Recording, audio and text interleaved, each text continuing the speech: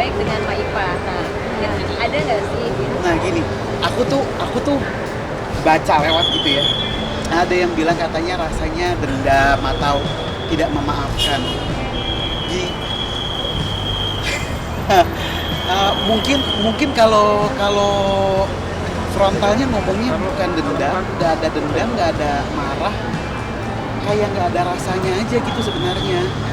Jadi kayak gini nih, misalkan teman-teman gitu ya, dari kecil terus tumbuh besar bersama mama papa sampai mama meninggal, papa meninggal, kan kita ingat banget ya siapa om tante yang ada sama kita waktu mama dikuburkan, dimakamkan, siapa aja yang membacakan doa, papa juga siapa aja gitu. Terus tiba-tiba sekarang bertemu dengan di usia sekarang gitu ya, 30 tahun bertemu dengan orang yang oh ini tante, ini om. Rasanya gimana? Bingung. Kayak aneh nggak? Bener nggak sih? Awkward gitu, kayak lah ini istilah saudara ketemu gede nih, gimana nih? Iya nggak sih? Justru maksudnya mungkin aku tuh orang yang tidak mudah akrab pertama. Yang kedua juga maksudnya sekarang ini lebih mendekatkan diri sama keluarga-keluarga yang memang dulu kita tumbuh besar bersama. Dari papa juga kan banyak ada om tante semua yang ada di Bandung, ada di Bekasi, itu semua masih dulu. Berarti emang gak ada garis keturunan ya kok? Enggak, Adik dari almarhum atau? enggak tahu itu,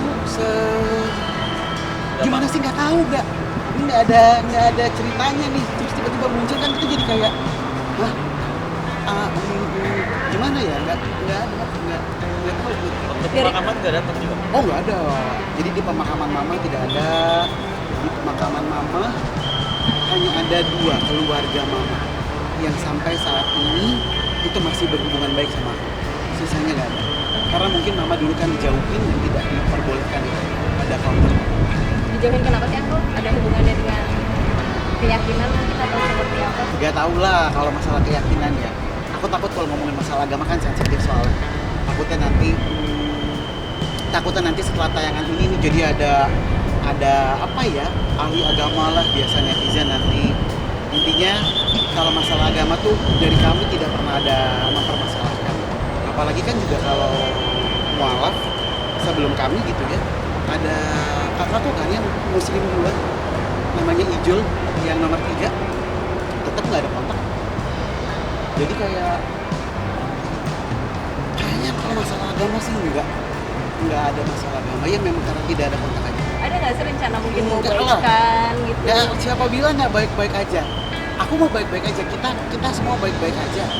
Aku bersama keluarga yang lain baik-baik aja. Kalau mungkin memang tidak ada komunikasi, ya karena memang mungkin 3-4 tahun yang lalu kami semua yang mungkin diblokir sama Ruben bareng-bareng gitu. Permintaan maaf sudah ada, kemudian mencoba menjalin komunikasi sudah ada. Jadi kalau teman-teman lihat gitu ya, kita masih kumpul-kumpul aja bareng-bareng sebenarnya. Semua. Terakhir komunikasi kapan? Nah, Sebelum diblokir tuh 2022 ya kayaknya. 2022. Setelah itu aku tidak ada komunikasi sama sekali. sampai sekarang Sampai sekarang. ketemu pun Ketemu belum ada, tapi sudah aku beberapa kali chat karena kan aksesnya diblokir ya. Terus semua orang yang ada di sekitar juga pada saat itu tidak boleh berkomunikasi sama aku sampai akhirnya dan yang nggak ada.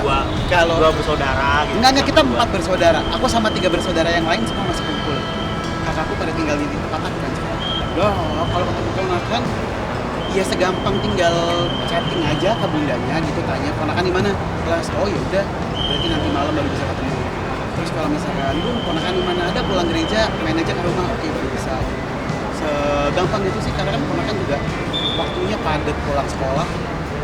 So habis itu balik, habis itu ada banyak kelas bahasa. Kalau masalah gitu aku nggak bisa. Sekarang aja ini saya masih mau pergi, mau cari uang mbak. Kalau masalah finansial aku nggak boleh berputar. Karena kan setiap orang pasti punya kelebihan dan kekurangan masing-masing. Tapi mengikuti dari ada press conference, kemudian baiknya sebagai penengah gitu ya, ada baiknya mungkin duduk aja bareng-bareng. Kalau programnya mau pilih anak ya tinggal diskusikan di sana. Terus rasanya kalau memang dirasa katanya ada yang sulit menemukan ponakan, kan nggak di kan ponakannya nggak dibawa kabur gitu ya, nggak dipindahin, rumahnya ada gitu. Jadi tidak ada menghalangi, tidak ada kesulitan sih. Kalau dibilang deket banget ya sebatasnya teman kerja. Jadi kalau misalkan kita lagi ada kerjaan bersama bareng, aku belum pernah pergi bareng gitu ya. Biar bagaimanapun aku ini adalah adik dari Ruko dan uncle dan paman dari Talia, Tania dan juga Betty. Jadi posisi aku di sini. Adik ipar dari Sarwenda, jadi posisiku akan tetap di sini. Jadi aku akan berdiri buat ponakan-ponakan. Fokusku sekarang ya lebih ke ponakan aja. Kalau mau ketemu Ciwenda pun aku jalan pergi berdua gitu ya. Rame-rame nggak pasti barengan sama ponakan. Tujuannya pasti untuk itu. Ya itu aja udah menjawab framingnya kan. Berarti framing, bukan faktanya. Ya kan? Betul gak?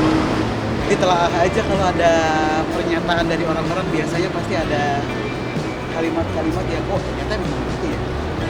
Ya.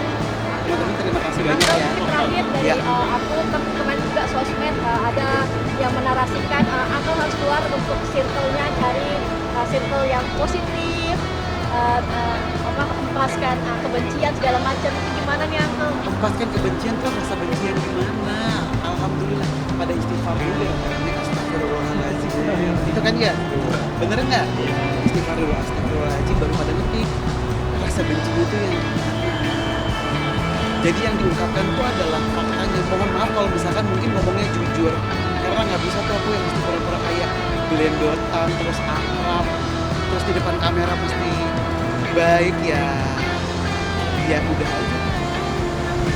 Semestinya faktanya adanya kayak gitu. Ya sudah lah, berdamai lah. Udah apa kok? Mamaku udah tenang, nanti ngamuk dia dari dalam kubur. Ngapain lagi lu cari-cari? Dulu gua diusir dari situ kata mak gua. Sekarang lu cari-cari lagi.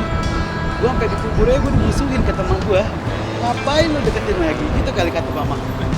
Gitu. Jadi ke Korea apa nih Uncle? Korea. Ada proyek apa nih bareng Cici, Wenda juga nih? Oh, ini juga nih mesti dilurusin. Aku bilang orang pada pikirnya pergi bersama liburan gitu ya, nggak ada. Ini perginya banyak, ada kreator lain juga.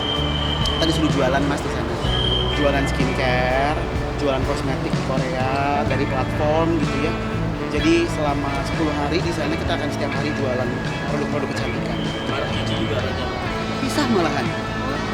Bisa. Jadi Cici akan jual brand apa, aku jual brand apa. Tapi memang waktu dan juga negaranya sama. Beda project berarti ya kok? Projectnya sama dari platform, tetapi brand yang dijual beda. Jadi ntar Cici akan ada di kota mana, aku di kota mana.